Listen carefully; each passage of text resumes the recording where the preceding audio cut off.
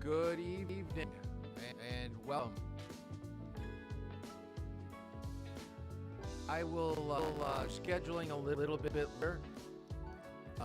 I do have some openings from Monday. I don't know about City. I definitely City's my one day. So you may want to ask, but I very rarely on a Sunday. I've gone back to this mic. I think sound quality is a little bit better than the computer. I'm hoping that the camera that I'm using will last. I forgot to charge the battery. I can't plug in the camera, although I'm looking for a way to do that. But I did forget to charge the battery. I did take a look at just the raw scores of what people put on the midterm, and I was fairly pleased with what people had scores. I know I said 80 passing, but if you were in mid-70s or high, that's really good because 75 will be the passing in the final. If you were lower than 70, we got to find out what you're missing. I did challenge you with some of the signs. There were signs that I'm sure you've never seen before, and I put some of the signs in there just to see how you would interpret and use the deduction of eliminating possible answers. Remember, when you're driving, you're going to see things that are unfamiliar to you, and in a instant, you're going to have to come up with a choice of how you're going to react to that particular sign and what is the information that it's trying to convey to you. So what I was trying to do is make it a little bit more challenging than just with some basic shapes that everybody knows, and those were kind of right from the manual. So I kind of dug in a little deep and researched on signs that would make you think. So I think the midterms just a little bit. Oh, it's echoing again. Audio's echoing again. I don't know why.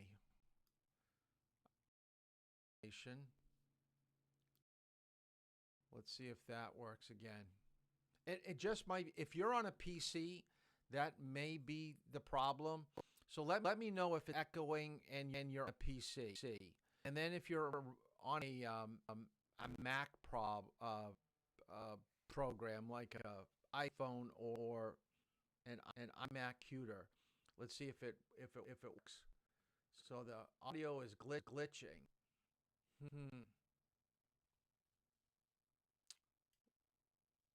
I don't know why you're doing that. All right, if I have, I'll go back. If tell me it's still echoing, I'll go back to the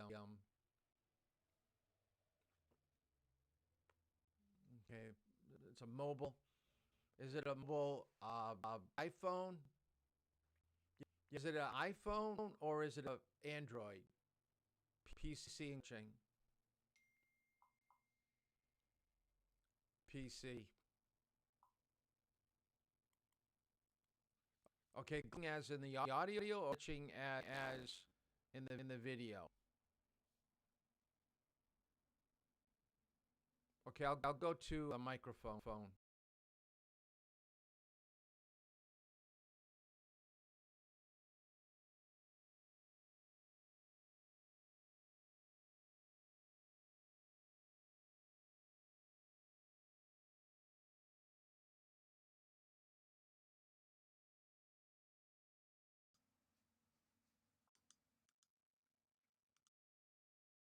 How about now?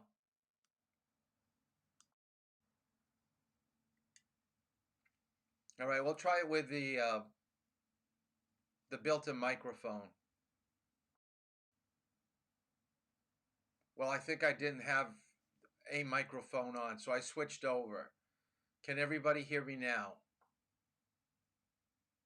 All right, how about now?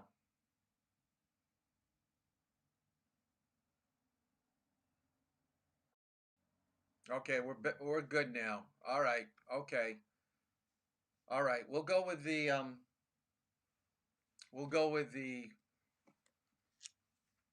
mic on the Mac. All right, let's get right into what we're going to cover for tonight. The state manual, so it's on page 34 if you want to open up your manual. And then the textbook is, I believe, chapter 15. Go to the remote Facebook driver's ed page. I've got a download for you to do later tonight on this particular subject because they really don't do a good job in the manual. So we're going to focus more on the material coming out of the textbook. So we're going to be heavy, responsible driving tonight rather than the state manual. All right? So let's kind of get right into what we're going to cover. Okay, driving emergencies. What I want you to write down is think before you act. I think all of you have taken Q's health class, and the whole point of taking a health class or a CPR class is to plan on emergencies in case they arise. They may never happen to you in a lifetime, but you will have enough training to do basic maneuvers or steps when it comes to CPR to hopefully save someone's life. So what we're going to cover tonight is almost the same thing, is covering certain steps that if it did happen in a vehicle, that you should be able to get out of the situation hopefully safely. Now you may miss a few things when it's happening, but if you get the gist of what needs to be done or why it's happening, you're going to be better off for it. Now, a lot of the videos that I normally would use for the classroom, I wasn't able to download. I'm still having a problem. My Apple computer, my laptop, has most of my videos, and I haven't been able to transfer them over to my desktop because they're buried in a file I can't find, and I've got to find the file. So I'm going to skip over a lot of the videos that I normally would show. The first driving emergency that I want you to write down is running off the pavement. As a new driver, I think everybody has the tendency to maybe oversteer, especially in a right-hand turn if it looks like you're going to be going over the center yellow line, to turn too tight to the right and go off onto the edge of the soft shoulder. Or if you're going down a road and you're losing your position, the right side of your vehicle drops off the pavement. You get a little bit startled and you jerk the wheel, you turn the wheel maybe a little bit too hard to the left, and you come back on the pavement and you scare your parents or you scare the car that's coming towards you. So there are a few things that I want to go over that I want you to be familiar with going off the pavement. First thing I want you to write down, it's usually because you're either going too fast, don't know how to steer. So being a new driver could be not knowing how to steer. Going too fast, not knowing how to steer, or you're being distracted, meaning that you're looking at the radio, you're looking off to the side of the road, and you're losing your bearings, you're not straight anymore, and you go off the edge of the pavement. So first thing is, don't panic. The right side of the vehicle is off the edge of the road. The car is going to pull to the right. So this is what I want you to write down. Any type of driving emergency, it is a steer first situation. Don't hit the brake, don't hit the accelerator, steer first. The car is going to want to pull. The greater the drop off, the more it's going to pull off to the right. So you've got the left side of the car on the pavement, the right side off, and the car is going to be pulling. Okay, steer, get control of the vehicle. Let go of your pedals. Ease up on the gas pedals. You're not hitting any pedal. And the third bullet there says, don't step on the gas pedal suddenly. That should be brake pedal. I don't know why. Probably because I put gas pedal on the bullet right above it. When you do step on the brakes, it should be an easy brake. You do not want to be braking suddenly, because that's going to make the situation worse where the car could fly out. Now, this is important. A lot of times people will be behind you when you have an emergency, and you would think, oh, they're behind me. They're going to let me come back onto the road. Not necessarily. They may think that you're just going quickly off to the right side of the road. You should always, always check your mirrors, use your directional to get back onto the roadway. Yeah, but I just lost control. I just want to get back on. Yeah, but if there was someone behind you, there's a good chance they're going to start coming up on the left side of you. Now, I would pull over to the side of the road. This is for an inexperienced driver. I would pull over to the side of the road and regain my composure, because your heart's going to be beating a mile a minute, because this is something that took you by surprise. Now, there are two negative results with going off the edge of the road. One is an oversteer, and the other is complete loss of control of the vehicle. Complete loss of the control of the vehicle is when it keeps pulling off to the right and you can't bring it back onto the roadway. The shoulder is just, it's angling too much off to the right, and you've got nothing else that you can do, and you can't get back on. Oversteer is when you turn the wheel more than a half of a turn, and then you're going to shoot onto the pavement and then into oncoming traffic. And that's negative. I hate reading in the paper or hearing stories of former students that have been involved in crashes. And I've been doing this for so long that I've had students in just about every scenario that we talk about. I've had students be involved. And I can still think of one is very close and dear to my heart. I'll tell that story first. I had a student that I had in driver's ed. Her dad is a pastor, and he married my wife and I, and we had his daughter in driver's ed. She always wore her seatbelt. She was a very good driver. But on this particular day, she was driving too fast. She was with her sister. She lost control of the vehicle. She went off the edge of the road, couldn't regain control. She didn't have her seatbelt on, and didn't have a vehicle that had an airbag at the time. And she was killed instantly in a crash 3 days before graduation in high school. So it was 2 years removed from driver's ed. You got to always wear your seat. Every time I saw her drive, she had her seatbelt on. I do not know. Her sister did live. Her sister was seriously injured, but she didn't make it. She got thrown from the vehicle because she didn't have her seatbelt on. The other story that I have is of a student. She was a passenger. Her boyfriend was driving, and he oversteered, and he hit a car head on, and they both went to the hospital. They both lived, but definitely he didn't know how to get the car back on. He turned the wheel way too much to get back onto the pavement. So I do have a quick little video for running off the pavement.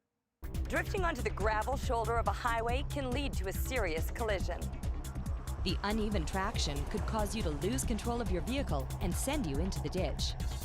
In this situation, don't make any quick movements. Making a quick change or abruptly moving back onto the pavement could send your vehicle into the path of oncoming traffic. A head-on collision could occur because of overcorrecting. You should grip the steering wheel firmly and slowly ease off the gas, but do not brake. When you feel you have control of the vehicle, check your mirrors, signal, and ease back onto the highway when safe. If the drop-off to the shoulder is steeper than usual, slow down even more and steer back onto the pavement at an even sharper angle.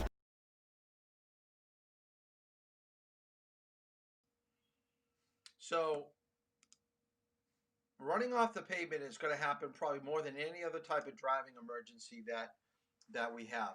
Now, another negative aspect of running off the pavement is if you drop off your tire 2 or 3 inches and you come back on and you just kind of slide the side of your tire up on the edge of the pavement as you come back on, it could cause a blowout.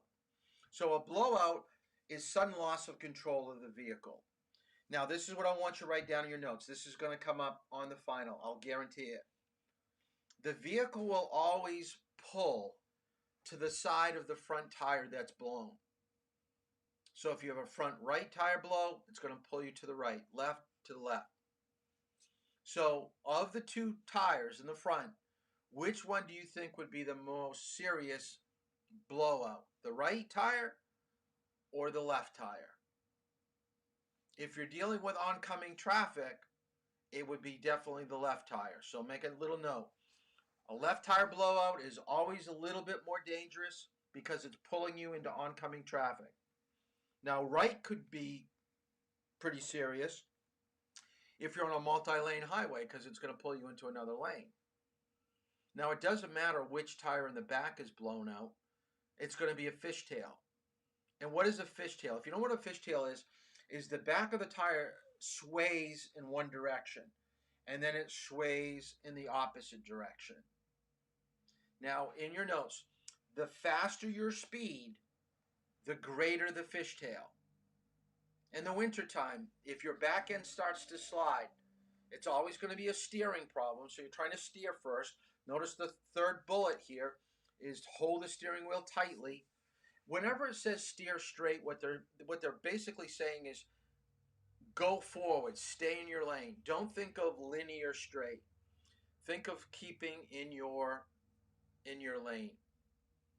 Ease up on the gas pedal.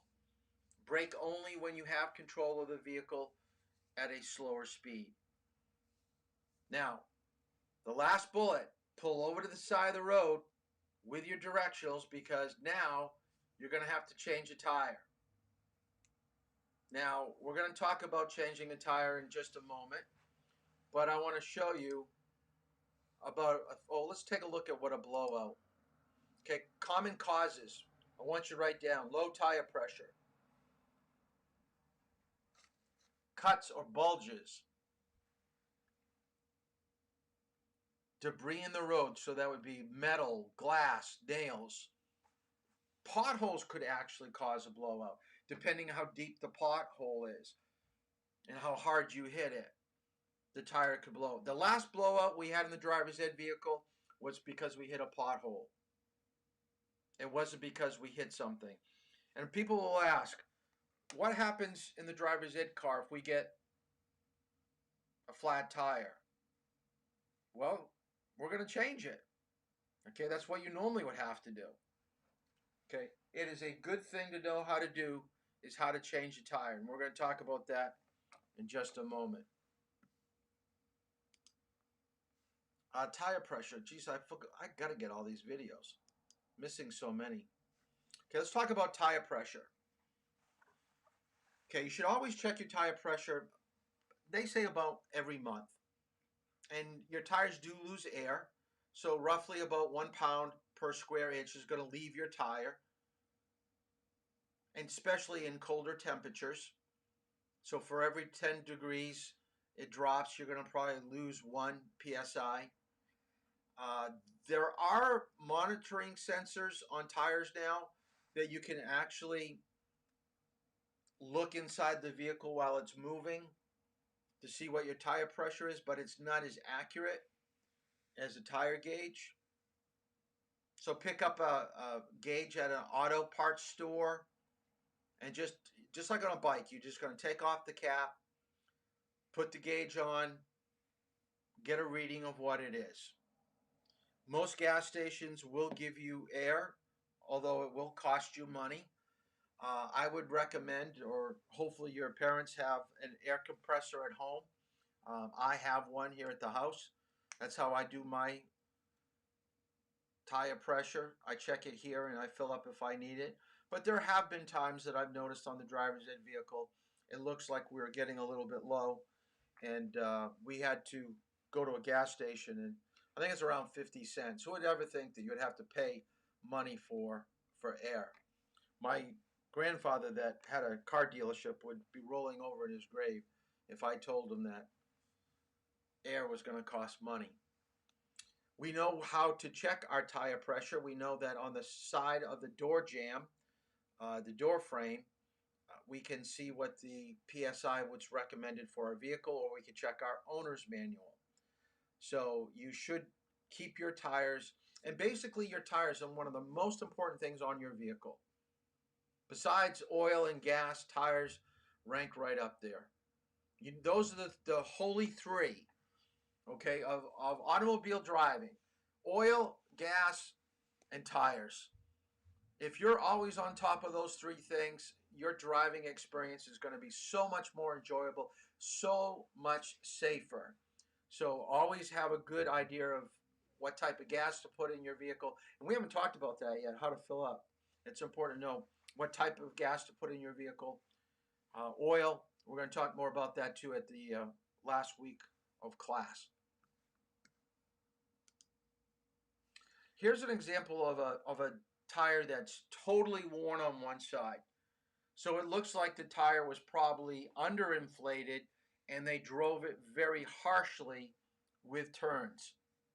That is a tire that has been taking turns way too fast, and it's rubbed the tire tread right off the tire, right down to the steel belt. That is a cause of a blowout right there. Now that may have been on the inside. I can't tell whether it's the outside or the inside of a tire. I'm guessing nobody in their right mind would let that happen to an outside of a tire. So that's probably the front left or the back left tire. That is underneath, closest to the frame and not to the outside of the vehicle. So that tire is totally messed up. I was driving with a student one Saturday, and we came upon this car, and I noticed the tire was behind it. So I asked the student to pull over for a moment while I took out my phone and took a picture. You can see me in the shaded area.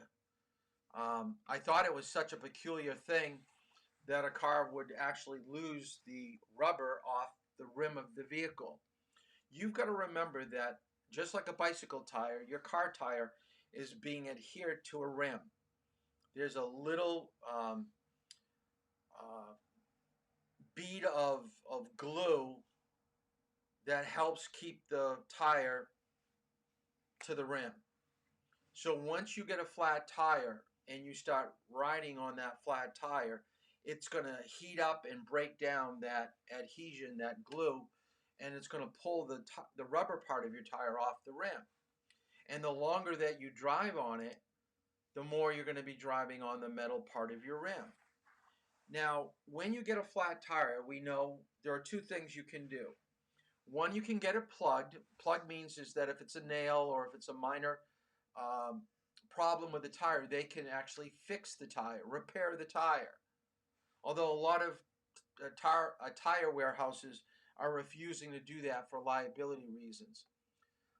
So you can either repair the tire or you got to get a new tire. But anyways, it's going to cost some money. If you ride on a rim, you're going to have to replace the rim too. And that can be expensive. I mean, a rim could cost you like that, could be $125.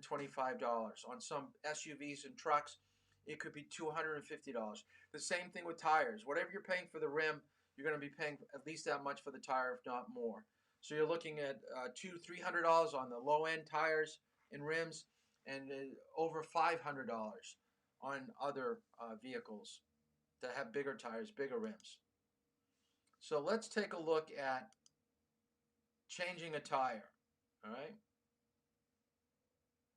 Now these are commercials for, I believe, Goodyear.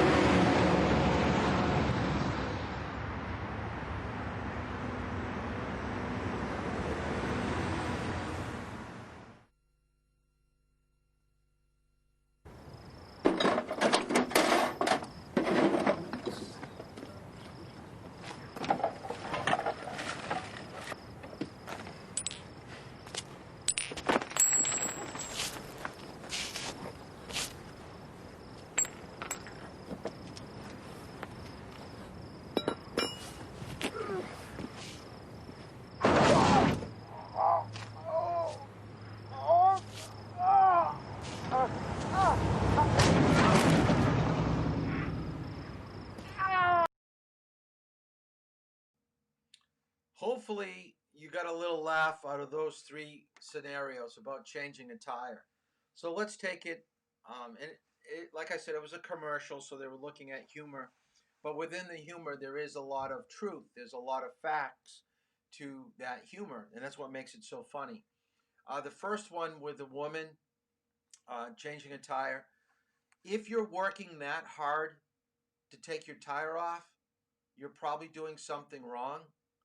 So you probably didn't jack the tire up high enough to get it off. The other thing is she didn't put her car in a safe place to change a tire.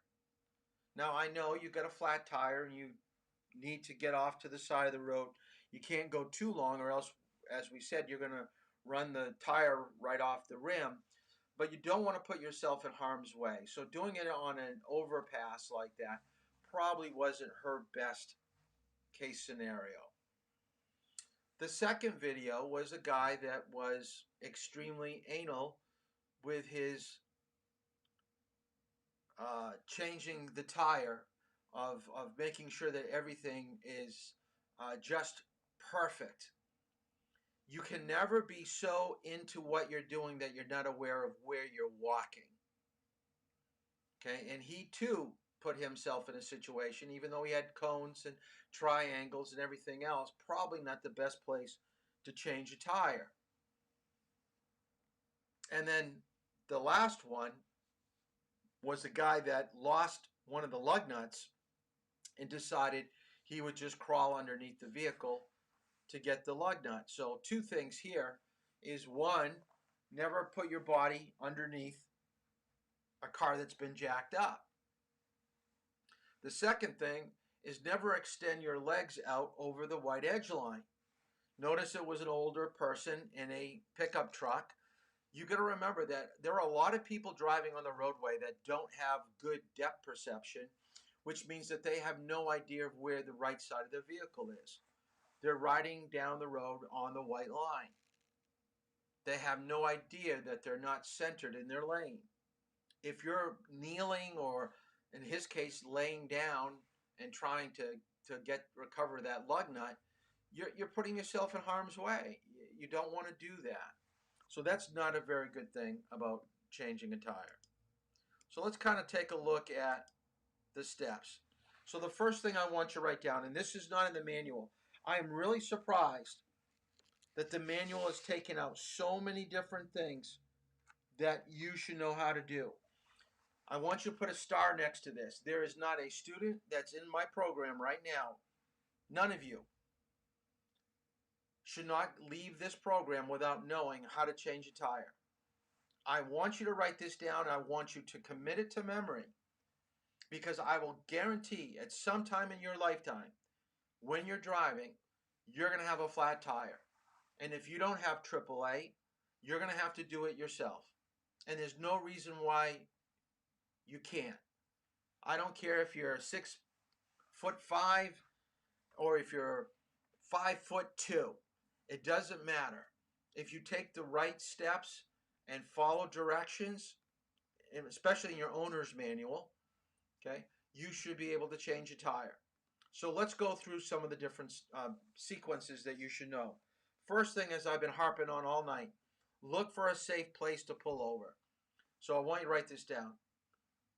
Always to the right side on a highway. Never pull over to the left. Even on a flat tire, put your directional on, filter through traffic. Go from the far left lane to the middle lane to the right lane to the breakdown lane. Don't change, because if you have to call a tow truck, they really want to service you on the right and not on the left.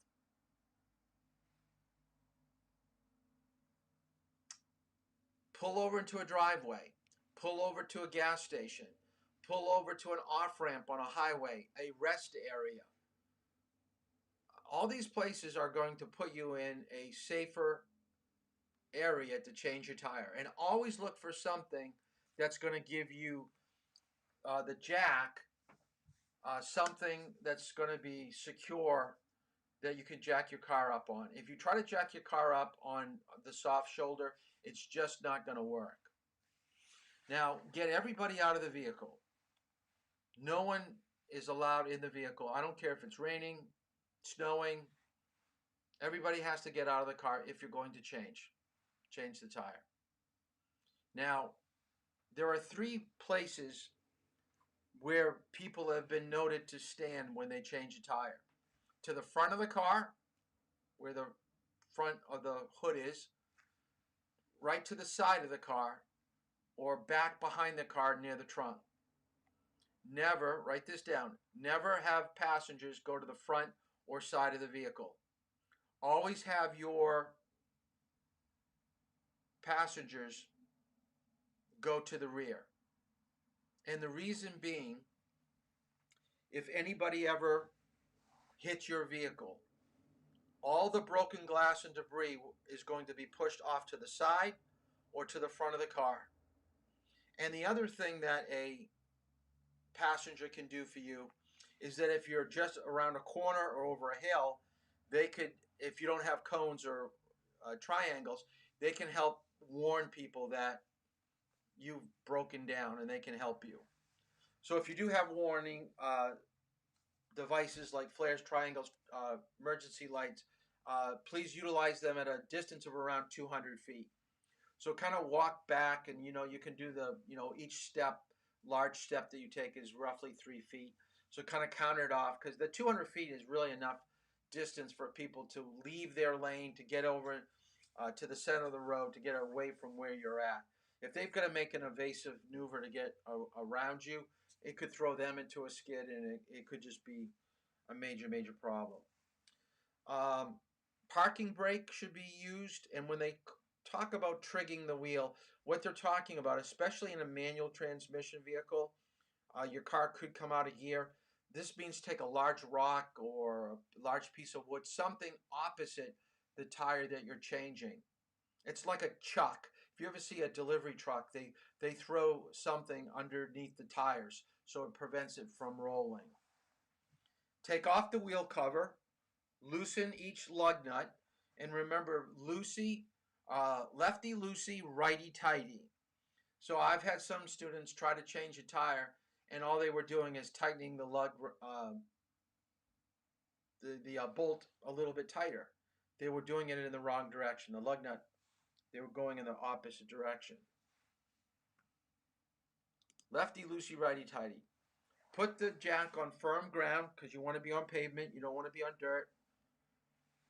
And jack up the vehicle about 2 to 3 inches off the ground, more than what the flat tire is, because the new tire will be inflated. Now, we have 2 types of tires. We've got what we call a donut tire, or we have a full-size tire. So you've got to have it, especially if you have a full-size tire, enough clearance to get the flat tire off and the new tire on. Remove the lug nuts. I say keep them in your pocket. That's going to keep it warm. You won't lose them. Lift off the bad tire. Put it in the trunk. You never want to leave a tire off to the side of the road, because you're going to need that rim when you put a new piece of rubber, a new tire on your vehicle. And littering is a fine. Okay, you could get a fine of $250. That's what littering is. Screw the lug nuts back on until snug. And this is what I want you to write down. Always skip a hole. So if you start at one hole, skip a hole and do the next one. Then skip another hole, do another one. So always kind of go in opposite line of twisting. You never want to be doing it on counterclockwise or clockwise. So lower the vehicle, tighten up the lug nuts, and replace the hubcap. You've just changed your tire. Now, if you've got a flat tire and you've used your spare, remember, you don't have a spare in your car anymore. So get that flat tire fixed. Get a new tire, because you don't want to get stuck needing a spare and not being able to get one. So here's a tire company that did a really good job on how to change a tire. So let's look at it visually.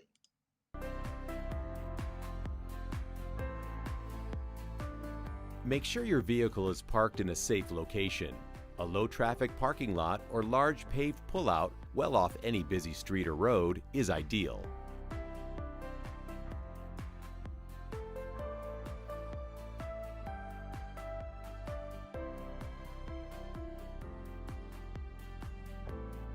Set the emergency brake first. If you have a manual transmission, put your car in first gear. If your vehicle is an automatic, just put it in park. Next, place wheel chocks or big rocks behind and in front of the tire opposite the one being changed. This will prevent vehicle movement and the jack from slipping while we work. Next, find your lug wrench, jack, and spare tire. These tools are often located in the trunk under the carpeting. Your vehicle's manual will indicate exactly where they are. This only applies if your vehicle has a hubcap. Many hubcaps just snap into place, but some are held on by the lug nuts. You can usually pry them off using something flat like a screwdriver. If your vehicle has covers over the lug nuts, be sure to remove them as well. Loosen the first lug nut by rotating the wrench counterclockwise just once without removing the lug nut entirely. Then, loosen the second nut directly opposite of the first one, and then the one opposite that, like a star-shaped pattern. If the lug nuts are tight, use your body weight to push down. Look in your owner's manual for where to position the jack. It's often under the frame near the tire with the flat, but not always the case. Our jack should be aligned with a thin seam line that runs under the vehicle. The factory jack has a notch cut out of it for a specific fit. Next, insert the handle and turn it clockwise to raise the car. Lower the jack if at any point your car seems unstable, and never ever get under a car that is only supported by a jack. Now, fully remove the lug nuts and place them in a secure location. Grasp the tire with two hands and pull it straight out. Then place it under the car. This is a precautionary measure just in case the jack slips. Remove any aftermarket accessories like hub rings at this point. The valve stem on the spare tire should be facing out. Then align it with the wheel studs and push it into the assembly. Tighten one lug nut by hand. Follow the same star pattern used to remove the lug nuts. Remove the flat tire from underneath the vehicle. Turn the jack handle counterclockwise and lower the vehicle. Once the vehicle is firmly grounded, fully tighten the lug nuts using your wrench, again in the star-shaped pattern. Remember to gather your tools back in place. Remove the wheel chucks and place your flat tire in the trunk. Lug nuts and lug bolts should be torqued to factory specs. You can also reach out to a local discount tire for proper torque recommendations for your vehicle. Finally, remember that spare tires are smaller and less capable than regular tires. They should only be used for limited short-distance driving. Visit your nearest discount tire. So I thought they did a pretty good job with explaining how to change a tire. So between what I gave you and what they showed you, you should be all set. Skidding, this is when your tires are no longer gripping the roadway. Once again, it's a steering problem, so stay off the brake. Always think about trying to keep your car going where you want it to go. So what I want you to write down is wherever your back end is moving, so if the back end is sliding to the right, you're steering to the right. If the back end slides to the left, you steer to the left. If you do the opposite of what I just said, your car is going to spin out in a 360. And we're going to talk about bad weather tomorrow. I always tell students, because you're taking driver's ed in the middle of the summer, we don't get to experience the winter weather. And you are too young to start your driving legally with your parents. So your first experience of bad weather will be as a licensed driver with no parent or no instructor to tell you, this is going to be a slippery area, be careful, and this is what you need to do, and this is how you counter steer, and you're going to have to learn this on your own by trial and error. So by talking about it tonight and tomorrow, hopefully some of these things are going to stick in your mind and help you when you do encounter it for the first time. So once again, if the back end slides to the right, you steer to the right. If the back end slides to the left, you steer to the left. And when it says to be ready to steer in the opposite direction, we're talking about what we call counter steers.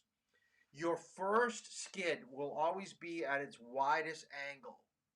The next counter steer, so if you skid right and you turn right, now there's going to be a skid off to the left. So now you steer to the left.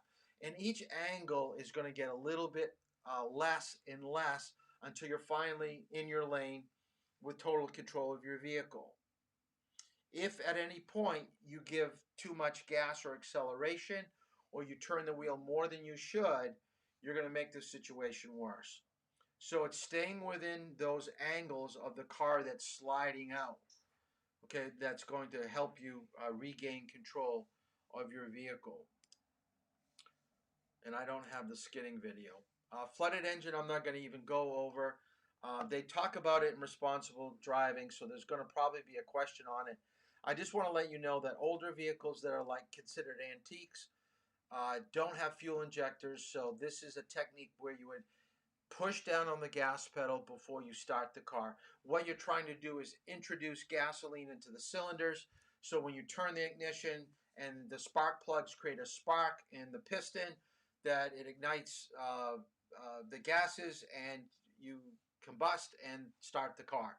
So that's kind of the simple answer to why would you ever have a flooded engine, or why would you hit your gas pedal before you start.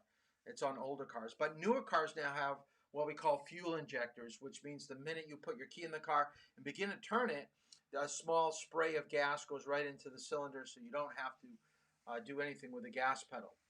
Older vehicles would have a tendency, if you hit the gas pedal too much, or you were to flutter the gas pedal, it would flood the engine. And if you ever mowed a lawn, there's a little primer button. That's the best way I can explain it. You hit the primer button a couple times, then you pull the cord to start your two-cylinder lawnmower. Older cars were almost the exact same type of thing, about priming to get the car going. So that's what that is, and that's from the textbook. Not the textbook, I'm sorry. Yeah, from the textbook. Not there's no mention of it in the manual. Wet brakes I do want you to know about for the final. So always test your brakes when going through deep water.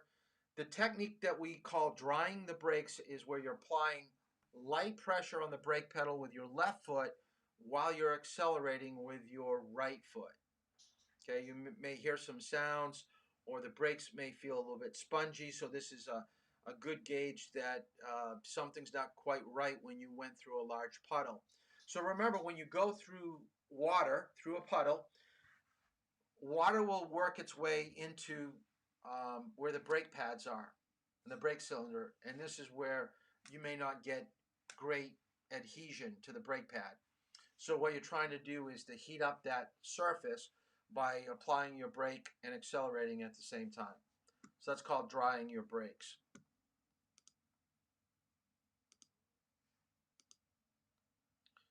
Brake failure, I don't have that either. Okay, the brakes may feel spongy. You may have to pump the brake, so write that down. What that does is it pushes brake fluid through the cylinder to your brakes, and hopefully the bubble has been pushed out, and now you've got full use of your brakes. So your first course of action is pump the brakes, see if that helps. If that doesn't, use the parking brake. But remember, when you use the parking brake, or what we call the emergency brake, it does lock up your back tires, but it also causes you maybe to go into a skid, so you're going to hold the release to drop it. Shifting to a lower gear, so whatever you have for a gear below drive is what you want to be shifting into. If all these things don't work, then you're looking for something to sideswipe. And what I want you to write down in your notes, anything that you hit, you need to replace. Think about it. Anything that you hit, you have to replace. If you sideswipe a car, you got to repair for the damage. If you go off the side of the road and you hit someone's mailbox or fence, you're going to pay for the damage. So if you don't have your brakes and you're trying to slow down your car, because you don't want to hit like a telephone pole or something that's going to stop you instantly, because that's going to maybe do injury to you. So you're looking for something that's going to kind of slow the car down. But if it's going to slow the car down, think of things that are natural, like bushes, small trees, go up a hill, anything that you're not going to have to really replace. Don't hit the Mercedes. Don't hit the Porsche in town. That's not what you want to do. Use your horn or lights to warn people that you have a problem. Pull over, turn off the engine, and then call for help. This is something that you're not going to be able to fix. A lot of the driving emergencies that we talk about are things that you're not going to be able to do by the side of the road. Even if you knew something about cars, you probably don't have the equipment in your truck or your car. So you're going to have to get it towed, and you're going to have to go somewhere. Now, no one ever wants to be involved in a crash, but there will be times when you've lost control of your vehicle and you don't want to do serious damage to others or to property. Always try to stop quickly. That will lessen the impact and lessen the damage that's done to other people's cars and to your vehicle. So we're talking about hitting the brake as hard as we can.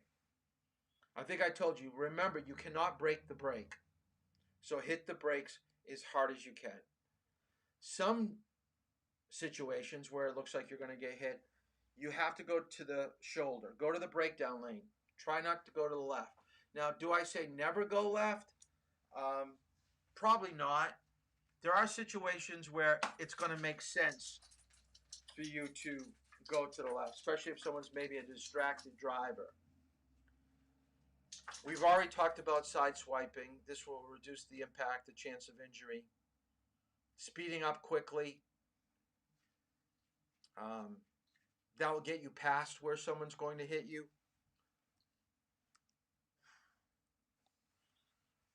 I thought this was kind of interesting. Here's a person that was on a highway and he got in a bad situation. So he tried to lessen the impact and he got squished between two large semi-tractor trailers. Sometimes you're just lucky. Okay? Sometimes you are just plain lucky. And by the way, he is alive. And that's not a picture of a dead man. That's a guy that's helped me. I need to get out. Get me out from this situation. Vehicle overheating. I think everyone that's gotten into the driver's ed vehicle so far, when I go through the instrument panel, I always point out the temperature gauge to the engine. Because I'm driving the car 8 to 9 hours every day, and it's very hot outside, the engine is heating up. It gets quite hot. If I didn't keep the fluids at the right amount, then there's always a chance that an engine could overheat. So take a look at your temperature gauge to see if it's going from cold to hot, because your car is overheating and you could do damage to your engine. So first thing is pull over to the side of the road. You could have a leak in the radiator. You could have a leak in a hose. Turn off the engine, raise the hood. But if you do know where the radiator is, remember, do not loosen the cap while it's hot, because the radiator is under pressure. It's almost like a can of soda that you shake up. The minute you pop it or unscrew the top, it's going to release pressure. And that pressure is highly high temperature. And it's going to just burn your forearms so bad. So please don't do that.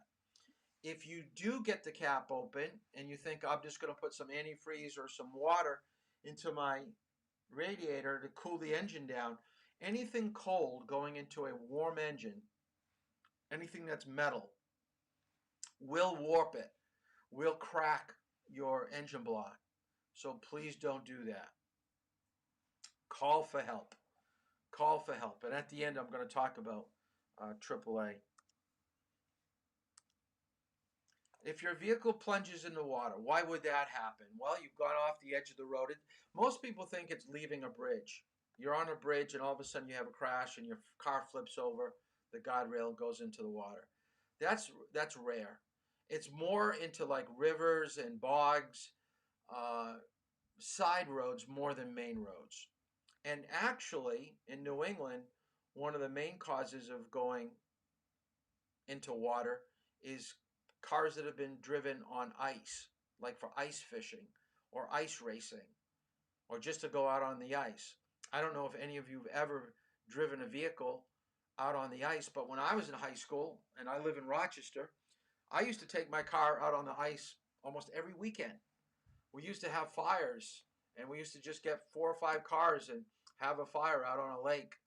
You got to make sure that the lake is secure enough, but if it's not, then there's always a chance that the car could, fall through the ice. Luckily, we've never had that happen. Remember, the car's going to sink nose first. Try to crack a window. That's going to relieve pressure so you can open up a door and kind of slip out.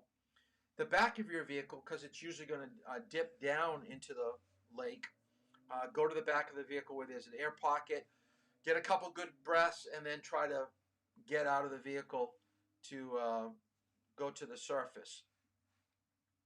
And get the window open as quickly as you can, because if you have to break a window, it could be very difficult. And write this down. Test your parents. It's almost impossible to break the front window. You cannot put your hand, or most items do not go through the front window. When you shatter a side window or a back window, you're going to blow up the whole window. The front window will always somewhat stay intact. They have a special coating on the inside of your car to help prevent shards of glass coming towards you. Passed away. She went to the same church that I went to. I knew her mom.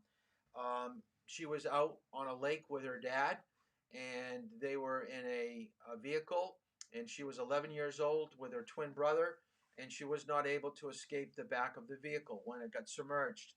Her dad and her brother were able to get out, but it took them close to 30 to 40 minutes before they could actually get her out from the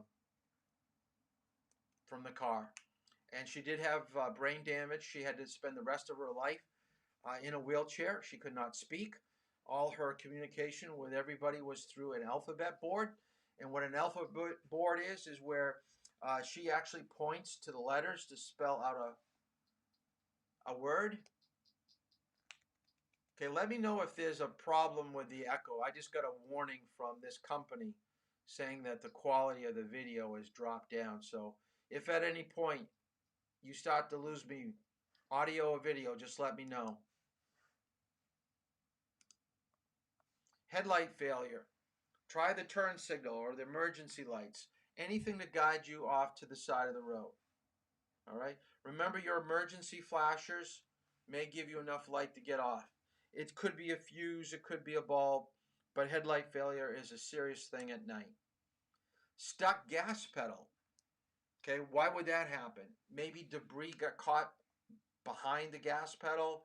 Maybe the carpet is jammed up and you release your foot and the car is still going at a good rate of speed. You should always shift to neutral. That will take the engine away from going forward. All right? Pull over to the side of the road, stop the vehicle, restart it. And sometimes by restarting it, this could be a computer glitch, and it may not be anything with the accelerator line.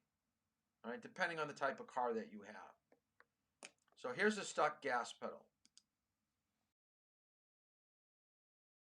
Although it is a rare occurrence, your Toyota may experience a sticky accelerator pedal. You should pay attention to the operation of your accelerator pedal. If the accelerator is harder to depress than normal or slower to return, it may be a precursor to a stuck pedal. These vehicles should be parked and a dealer immediately notified. Okay, what should you do if your accelerator pedal sticks? Although it is a rare occurrence, we thought you should know what steps you should take in the unlikely event that it did occur. If your pedal sticks and won't return to its original position when you take your foot off of it, step on the brake with both feet using firm and steady pressure. Don't pump the brake pedal as it will deplete the effectiveness of the brakes. Then simply shift into neutral. That's N for neutral. and firmly apply the brakes to make a controlled stop on the side of the road. If your Toyota's transmission has a notched shift gate and you're driving in sport mode, step on the brake with both feet using firm and steady pressure.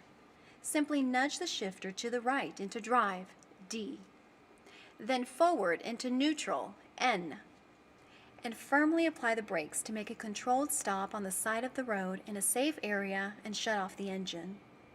Drivers who cannot put the vehicle into neutral should turn the engine off. This will not cause a loss of steering or braking control, but the power assist to these systems will be lost. If the vehicle has an engine start-stop button, firmly push the button down for at least 3 seconds to turn off the engine.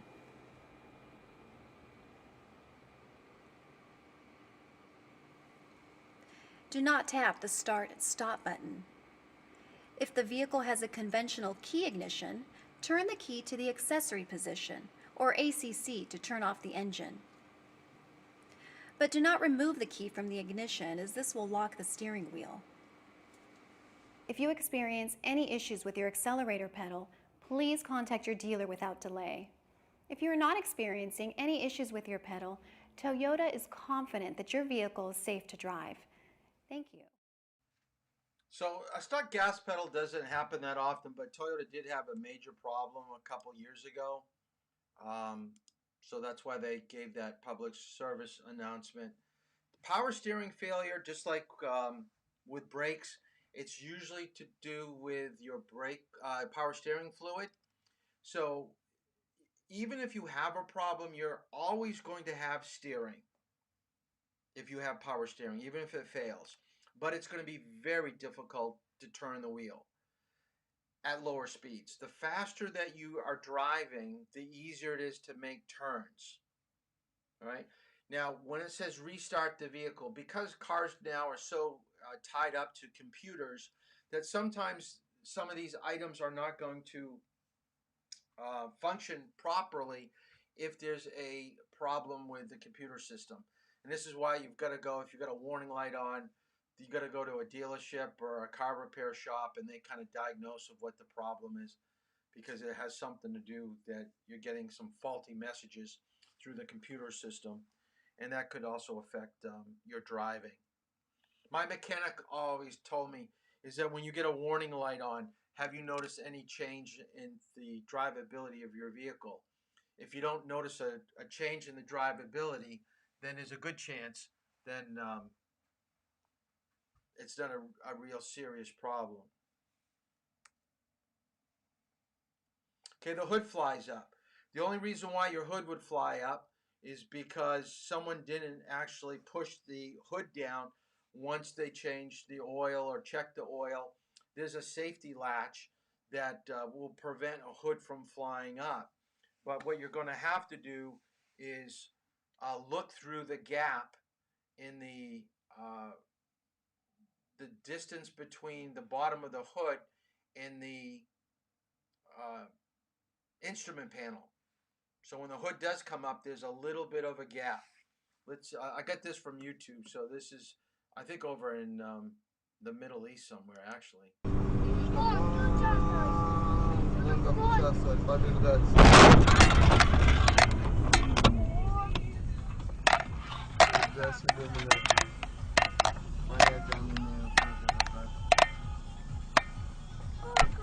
See, it happens that quick. I mean, you can't tell when it's going to happen.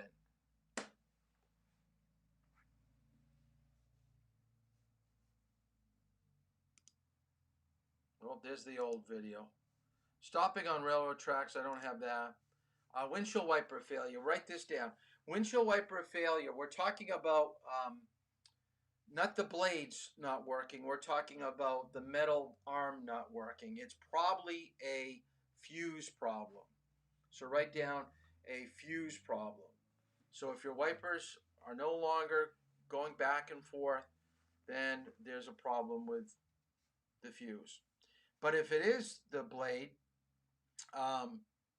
stick your head out the window. If it's smearing the windshield and you can't see very well, I like carrying an extra pair of wiper blades in the trunk, because the one time that you're going to need it will probably be at night or in bad weather and everything is closed. And it's not a real expensive thing to keep in your car because you are going to have to go through it. I look at it like paper towels at the house. You shouldn't ever run out of a paper towel roll. You should always have a spare. So when one is gone, you just bring up the spare and put it on and then go to the grocery store next time and replenish the spare.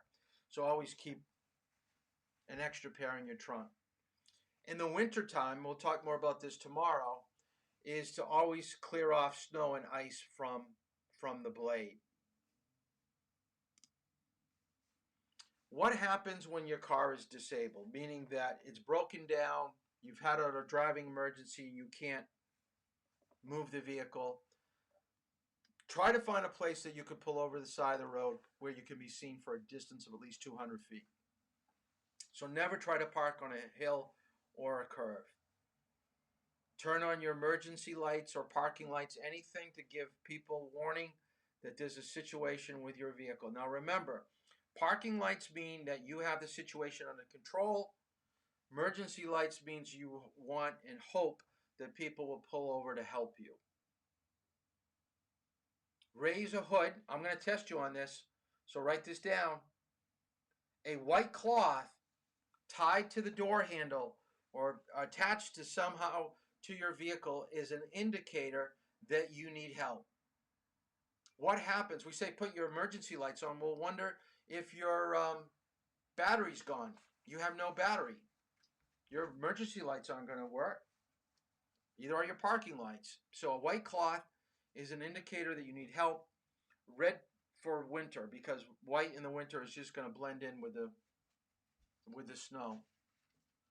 Stay with your vehicle till help arrives, because what will happen, we'll talk more about this tomorrow, is you can't trust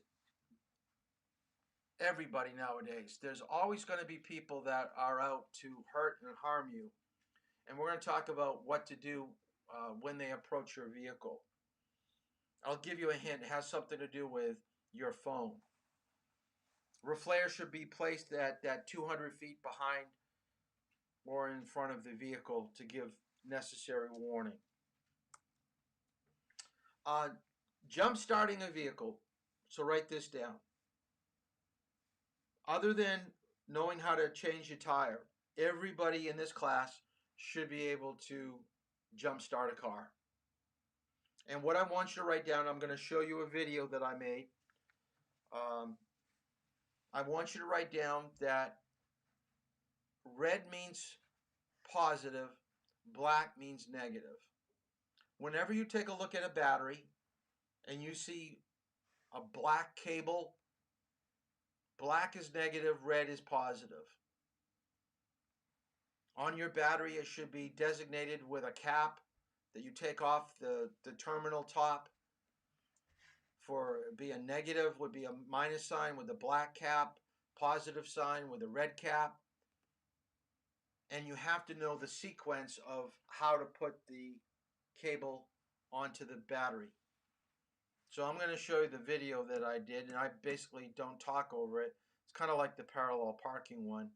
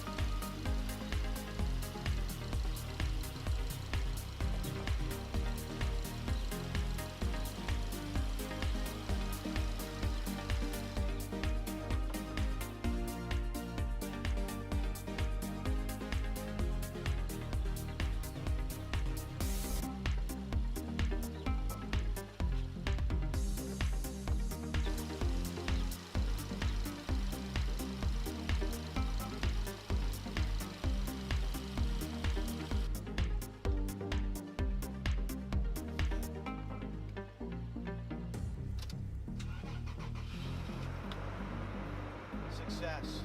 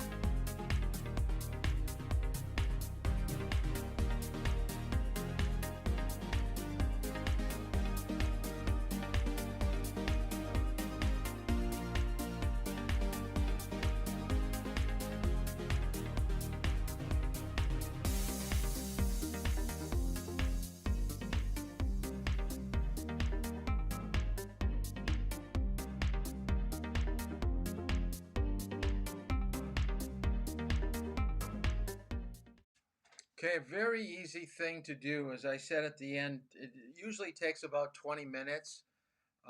As long as you have another car that's able to pull up beside you and help you. Do let the cars kind of run, for a little bit to juice it up. And the funny thing is that my truck did need a jump. It did have a bad battery. It did have a charge. We went out to use it. And my son says, well, we got to jump start it, Dad, because it's not working. So I said, let's do a video. Let's so I can use it in class. So that's how I came about doing this. But the funny story is that about 2 hours later, we went to go use the truck, and the battery was dead again. It didn't hold a charge. The thing is that at some point, remember, just like anything that has batteries, batteries have to be replaced. So you could jump start a vehicle, move your vehicle. I could have run it, or we could have gone someplace. But the minute we would have stopped and gone to a store and came back out, it probably wouldn't start up again. So I had to go to Walmart to buy another battery and put a brand new battery in. And that's pretty simple too. It's just taking out the old one and then putting it in and connecting the positive and negative terminals. So these are things that you can do. Now remember, anytime that you bring your vehicle to have somebody do some of these things that you should be able to do, it's going to cost you about $60 to $70 an hour for them to do this work. So if you're kind of hard up on money, try to learn how to do these things yourself. Just a few more things. A vehicle can catch fire. It's usually a short circuit in the electrical system, so pull off the road, cut off the engine. So you probably heard the adage, where you smell smoke, there's going to be a fire, so get out of the vehicle. If you do have a fire extinguisher in the car, you can use it to smother the flames if it starts to ignite. But more than anything, if your car starts to catch fire, just get away from it. I mean, you've got so many volatile fluids. You've got your oil, you've got your gas that can ignite. So just get out of the car. It can be repaired or it can be replaced. But if it blows up, it's going to be injury. You don't want that. Okay, oh, I forgot to talk about in the textbook. I just want to mention, and I want you to go to page 314 in responsible driving. They give a list of emergency items. I'm going to highlight some of these, and I think it's a good idea for you to put it in your vehicle. Always have a flashlight. Now, most phones now have the capability of being a flashlight, so we could probably eliminate that. Jumper cables that we just talked about. Flares, triangles, reflectors, we talked about tonight. Coolant, windshield washer fluid. Just like having extra blades, have fluid. Something to wipe down the terminals, a wiping cloth. In the wintertime, have an ice scraper, snow brush, snow shovel. In case you get stuck, dig yourself out. A jack.